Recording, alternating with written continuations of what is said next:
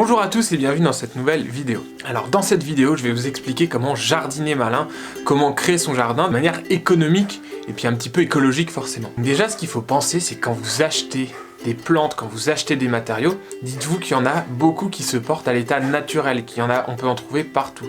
Par exemple, pour les gens qui vont se retrouver en bord de mer, vous pouvez récupérer plein de bois flottés pour décorer votre jardin. Vous pouvez récupérer des coquillages ou des choses comme ça pour vraiment faire un petit paillage, décorer tous vos espaces. En revanche, ceux qui vont se retrouver dans les terres, il y a toujours des petites forêts, des petits bois communaux dans lesquels vous pouvez prélever des bois morts, prélever des noisetiers, choses un petit peu de ce style-là, des noisetiers pour faire du plessage, pour faire des retenues, il y a vraiment plein de choses comme ça. Il y a des pierres que vous pouvez récupérer au fur et à mesure. Donc ça va être beaucoup de choses naturelles que vous pouvez récupérer et intégrer dans votre jardin. Et ça vous coûtera 0 €. Je vous dis pas d'aller couper des dizaines d'arbres dans la forêt, ni d'aller récolter je ne sais combien de tonnes de sable sur les plages. C'est pas le but du tout. Ce qu'il faut, c'est réfléchir à son aménagement et de ce qu'on a besoin. C'est simplement prélever les éléments qui commencent à dépérir, qui ne servent pas vraiment, et vous les prélevez pour les intégrer dans votre jardin. Mais tout ça en faible quantité. Vous amusez pas à prendre des quantités énormes. Pensez au fait de se dire, bon bah voilà, je vais acheter une plante que je vais mettre ensuite en pot, je vais devoir acheter du terreau, mettre des billes d'argile au fond, etc. Pour moi, c'est pas forcément utile. Donc, réfléchissez à ça, par exemple, pour les plantations. Au lieu d'aller acheter ça dans des grands magasins de distribution, déjà faites fonctionner toutes les pépinières. Vous aurez déjà des choses moins chères. Et en plus, ce que vous pouvez faire, c'est réfléchir à quelle plante vous voulez qu'elle soit, par exemple, belle. Si vous voulez des formes en taille de nuage, etc., bon, vous serez forcé d'aller les acheter en pépinière.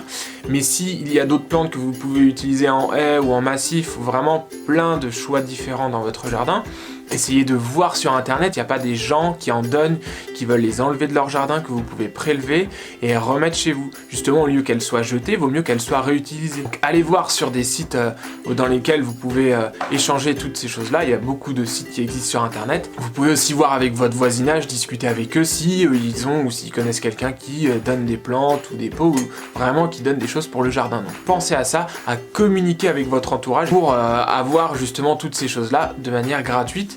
Donc réfléchissez avant tout aux plantes que vous choisissez, si elles doivent être toutes belles, toutes propres, ou si vraiment vous pouvez faire une concession, les avoir un petit peu moins belles, et au fur et à mesure du temps, c'est vous qui les rendrez beaucoup plus belles. Pensez aussi à échanger le travail, c'est-à-dire que vous, par exemple, vous avez des compétences dans un domaine et vous connaissez quelqu'un qui a des compétences dans le jardinage. Vous pouvez le faire venir chez vous et après vous échangez et vous allez travailler chez lui pour l'aider grâce aux capacités que vous avez. Donc avec l'échange de travail comme ça peut aussi vous aider à aménager votre jardin si vous n'avez aucune compétence en jardinage. Après, il pourra aussi vous apprendre et vous montrer comment ça fonctionne. Une autre chose que je dirais qui est tellement logique pour moi, c'est quand vous achetez par exemple un sac de gravier, un sac de terreau en jardinerie, vous allez le payer 5, 10, 15 €. Alors que si vous l'achetez par exemple pour les graviers dans une carrière, vous allez avoir un camion énorme d'une tonne, vous en aurez pour 20 ou 30 € quoi. Donc ça va être dérisoire par rapport au prix au kilo que vous achetez dans un sachet quoi. Donc réfléchissez aux quantités et où vous allez vous fournir.